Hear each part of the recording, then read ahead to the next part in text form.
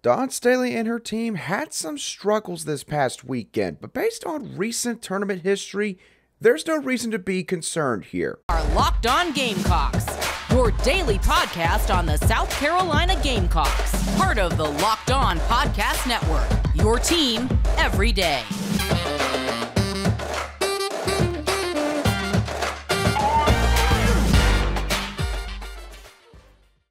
Hello, Gamecock Nation. Welcome back to the Locked On Gamecocks podcast, your show for the latest headlines and potential storylines on South Carolina Gamecock athletics.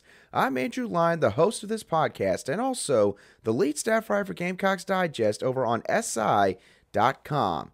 Thank you for making Locked On Gamecocks your first listen here today. We are free and available on YouTube and wherever you get your audio podcasts daily.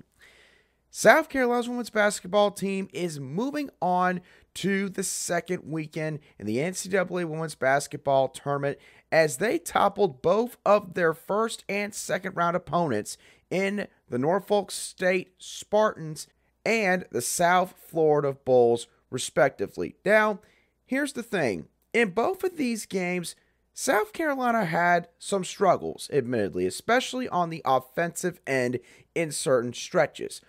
But the Gamecocks, as of this moment, are right on schedule in terms of their goal with the tournament to win their second straight national title based on what they did this past season. Now, in order to get an idea of just how much they are on schedule, let's do a quick comparison between some of the shooting percentages between the first and second round matchups last year compared to this year. Starting off in 2022. When the Gamecocks faced off against Howard in the first round in 2022, they shot 35.44% from the floor. They then followed this up with what I believe was the worst offensive shooting performance of the entire season the following game against the Miami Hurricanes in the second round, where the Gamecocks shot 29.51% from the floor. This season, under very similar circumstances nonetheless, facing an HBCU team in round 1 and a team from the state of Florida in round 2, the Gamecocks shot 38.89% against Norfolk State in the first round and then shot 42.3% against South Florida in the second round. Now, we've talked about the numbers, so let's talk about the context behind all this.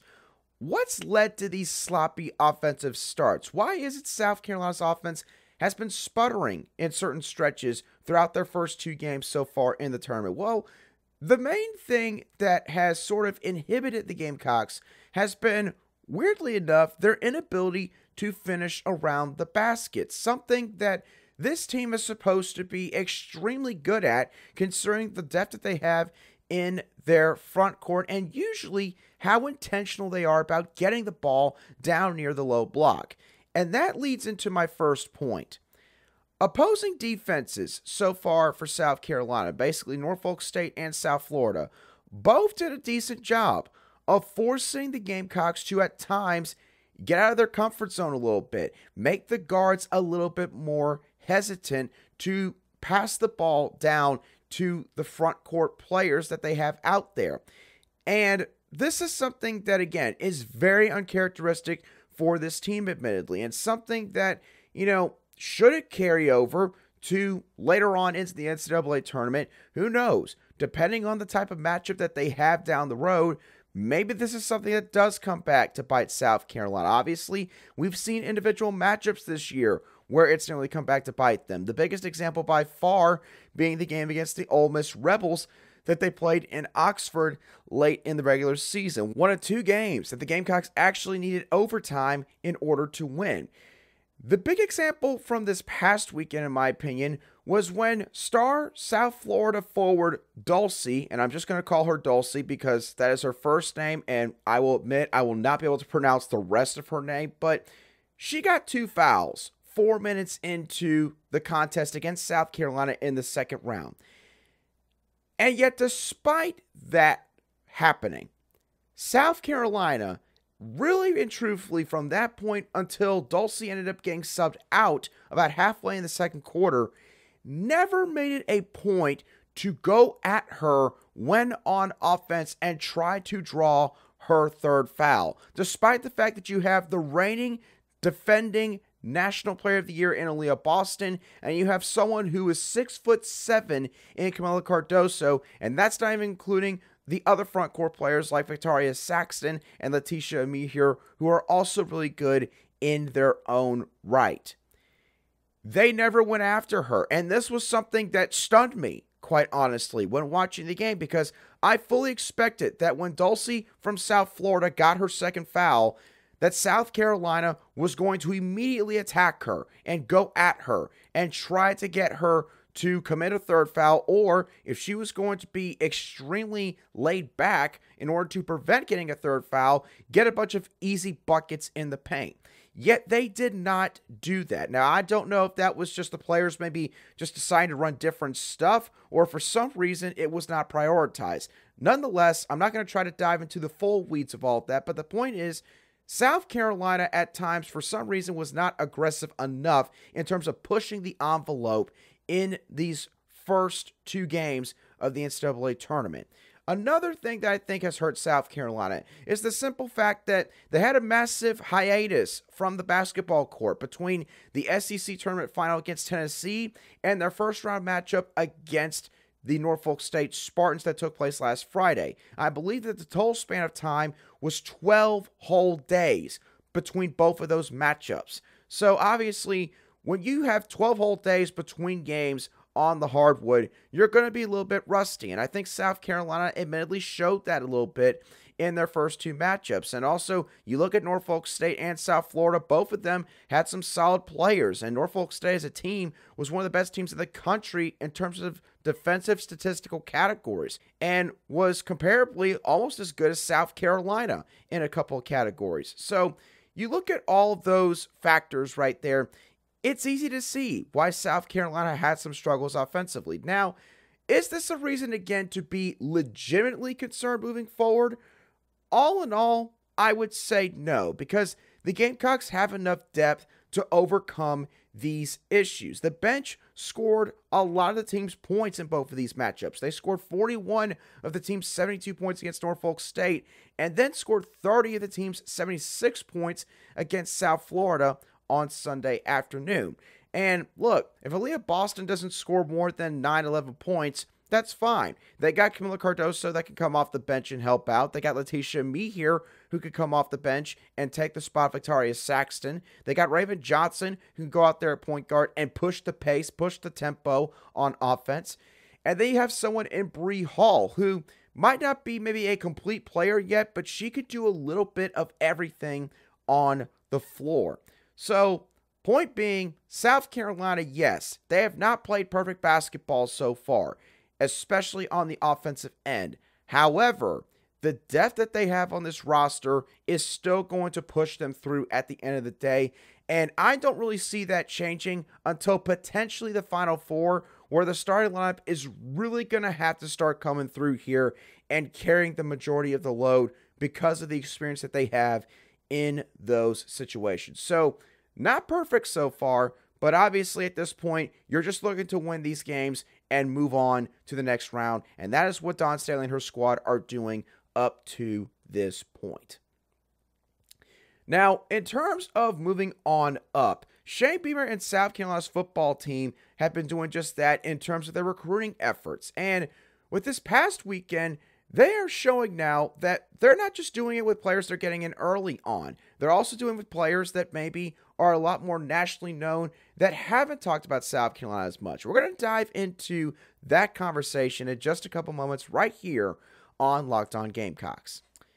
Today's show is brought to you by our friends at Built Bar. Obviously, March Madness has officially arrived, and you can fill out your Built Bar March Madness bracket today at www.builtmarchmadness.com to go and vote for your favorite Built Bars or Puffs today. I've already told y'all I'm picking cookie dough chunk puffs to make it all the way to the finals and win the entire bracket. It is, in my opinion, the absolute best bar or puff that Built has out there right now. When you go and vote, you'll be entered into a drawing where 50 lucky Locked On listeners will get a free box of Built. One lucky Locked On fan will win a 12-month subscription to Built, where your favorite bar or puff can be delivered right to your doorstep at your convenience. Built bars are jam-packed with protein, are low in sugar, and covered in real chocolate. So run to www.builtmarchmadness.com right now to vote for your favorite bar or puff and pick up a box while you're there. You can vote every day in March, so be sure to take advantage of the opportunity to support your favorite bar today.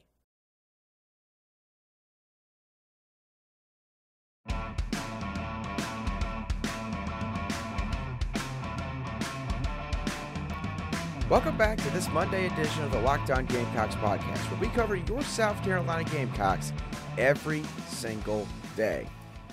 Shane Beamer and South Carolina's football coaching and recruiting staff hosted several big-time prospects at practice this past weekend. And there's a few particular guys that I want to note and talk about, because the thing is this: Shane Beamer and his staff are now showing off their recruiting prowess in a different way by keeping their proverbial foot in the door of recruitments that they got in somewhat late on, or maybe they weren't able to get in early enough to build up a decent lead with. These are the kind of recruiting battles where Shane Beamer and South Carolina's football coaching staff can really start to make their mark. Recruitments that, again, they don't get in early on, because here's the thing: Shane Beamer and his staff have done a great job up to this point of jumping in early on prospects, identifying them early on in the process, and being one of the first few teams to dispense an offer to them. But the thing is, you're not going to always end up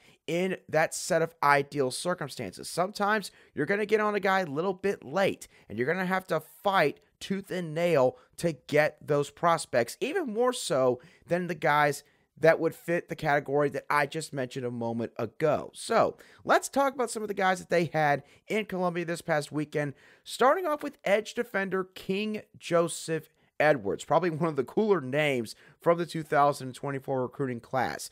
Now, in terms of South Carolina and when they got in on this recruitment, South Carolina was KingJoseph Edwards' 28th overall offer in this recruitment and the 10th overall offer from the SEC ranks. So needless to say, South Carolina, it was a while before they jumped in on KingJoseph Edwards. But it's not for the fact that he has a lack of talent. Matter of fact, the opposite is the case here. He is rated the 62nd best prospect in the country, according to 24/7 Sports composite rankings. He has visited South Carolina before, as he came into Columbia for an unofficial visit the weekend of the Texas A&M game this past fall. A game, of course, that the Gamecocks won, which ended their long winless streak against the Texas A&M Aggies. And the Gamecocks, despite only hosting KingJoseph Edwards for one game weekend, they made his top 15 list that he released back on January the 3rd. So, obviously, South Carolina is in desperate need of some help at the edge defender spot. We talked about this before with the transfers that they had this past offseason. Of course, Jordan Stratton coming back for one final go off of a medical waiver. Montague Rames, of course, dealing with some legal issues right now with the entire incident that took place early on in February. So, due to a litany of different reasons, they need to get some help here. And KingJoseph Edwards could provide that in a big way.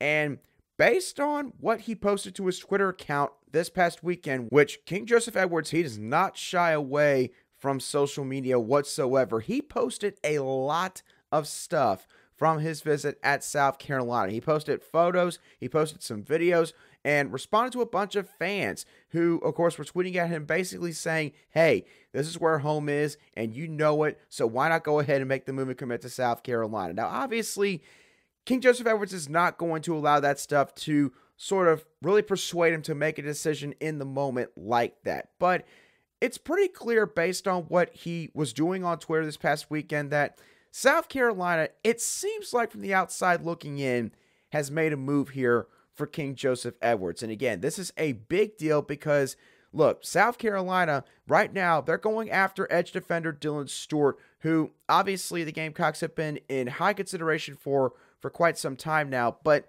the thing is this, behind Dylan Stewart, there hasn't really been a whole lot of talk regarding other edge targets for this football coaching staff. And South Carolina, I would think, would like to get multiple guys at this position in the 2024 recruiting cycle. So KingJoseph Edwards, clearly a guy that they got a lot of interest in. I believe he is from the state of Georgia, so he's not too far away from campus. And who knows, with how well this visit seemed to go, maybe this leads into an official visit taking place this summer, leaving Shane Beamer and his staff's collective foot in the door to make some more movement here with this big-time prospect. Another guy that visited the Gamecocks this past weekend was defensive line prospect Kamarion Franklin, who was rated the 37th best overall prospect in the country, according to 24/7 Sports composite rankings. Now, the Gamecocks got in on this recruitment a little bit quicker than they did with KingJoseph Edwards, but they still had some ground to make up when they initially established that line of contact, as the Gamecocks were Franklin's 14th overall offer in his recruitment and the 7th overall offer from the SEC. Now, South Carolina did make his top 10 list that he released back on Christmas Eve this past year. But the thing is, South Carolina, if you had to peg where they were at on that top 10 list from that point onward, they've probably been near the bottom, mainly because Kamarion Franklin had not been to Columbia yet in this entire process. That all changed this past weekend, and Franklin did post some photos to his Instagram account, but it seems like that he also had a really good time here at South Carolina, as he talked to Phil Kornblut of Sports Talk Media Network this past weekend and had this to say regarding his visit. Quote, "They'll be one of my top schools for sure," referring to when he makes his next cut in terms of maybe releasing a top 5 or a top 6. Apparently, South Carolina is going to have a seat at the table based on this comment. And then in terms of what he liked about the visit, this is what Franklin had to say. Quote, "The atmosphere, the love the coaches showed. You know, I felt prioritized and feel like they are serious about me. They've got a good program, and the relationship with the coaches, Coach Beamer and Coach Lindsey, stuck out to me. I just feel like they are keeping it real with me. Most schools will tell you what you want to hear, but they let me know what it is and what it ain't. Essentially, they are 100% genuine and honest with me on pretty much everything that he might have in terms of questions regarding how they would recruit him, how they would play him, and the like." So, obviously, this is nothing new to South Carolina fans. We've all known for a good while now that Shane Beamer and the staff, they recruit a lot differently compared to other staffs. They are a staff that really prioritizes the relationship off the field, that prides themselves on being honest with prospects. And again, we have seen as time has worn on, combined with the tangible on-field progress that they've made, that this staff and what they have done in terms of their recruiting methods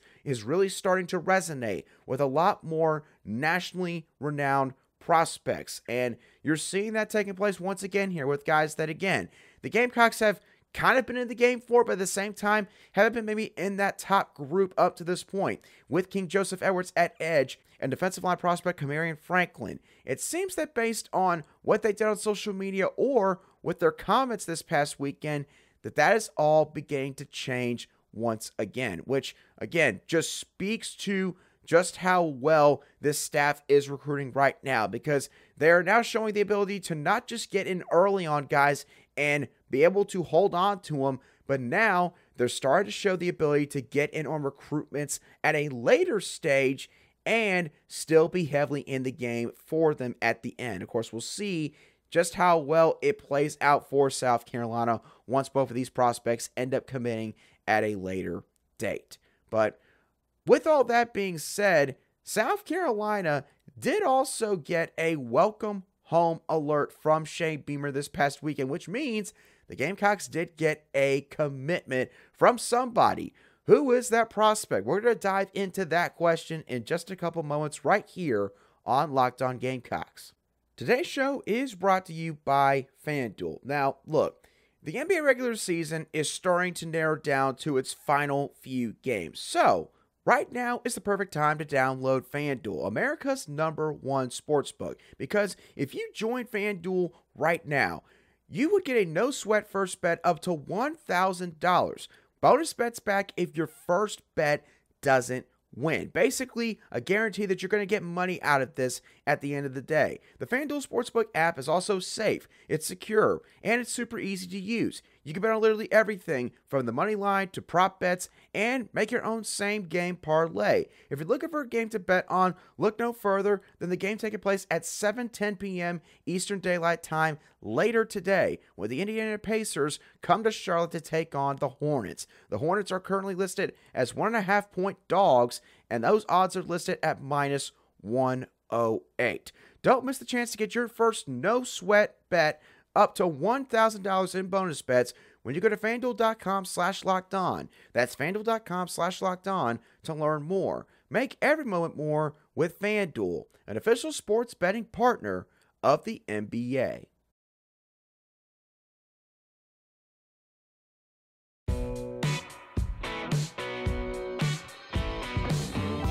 Alrighty, welcome back to today's edition of the Locked On Gamecocks podcast, where we cover your team every single day in just 30 minutes. The South Carolina Gamecocks have landed another commitment, according to Shane Beamer, and a welcome home tweet that he posted this past Saturday. And based on what he tweeted, it is a 2024 prospect that has committed to the Gamecocks, which leads us into the obvious question.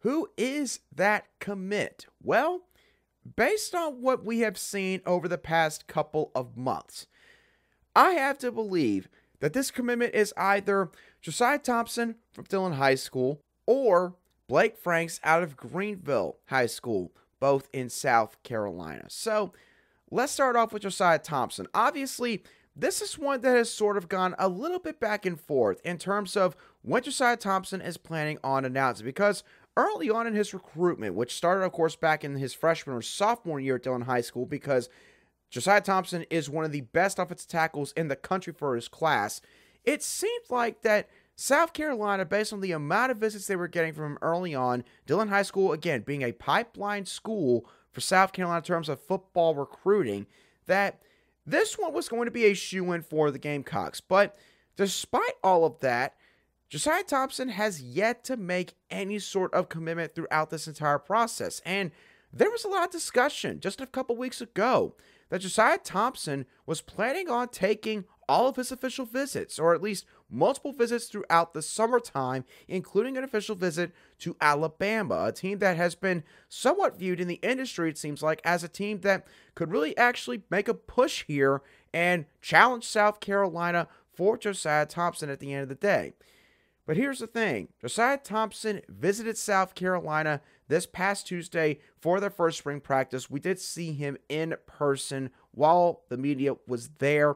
And this welcome home came out not long after Josiah Thompson made a tweet that same day that he visited them for spring practice, where he said that he had made his decision. So you have to believe that with all of those signs, that it does seem like that it could be Josiah Thompson.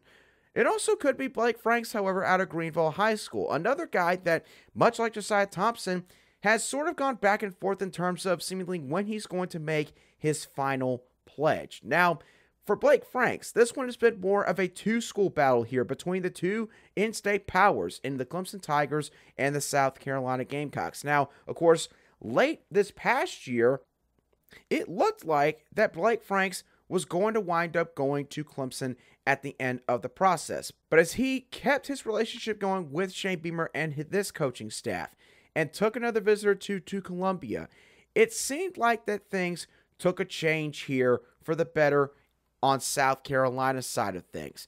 And he said that in February, he was planning on making an announcement sometime that month. At first, he didn't really know. Then it seemed like he was going to announce on his mom's birthday. Then it seemed like it was going to be sometime before the end of the month, to where recently we haven't really been hearing a whole lot from Blake Franks and his camp in any sort of way. So this one right now seems to be a bit up in the air. Is Dabo Swinney and his coaching staff making a last-ditch effort to try and convince Blake Franks to maybe at least push the process out a little bit longer, take your official visit to us in the summertime before you make your decision?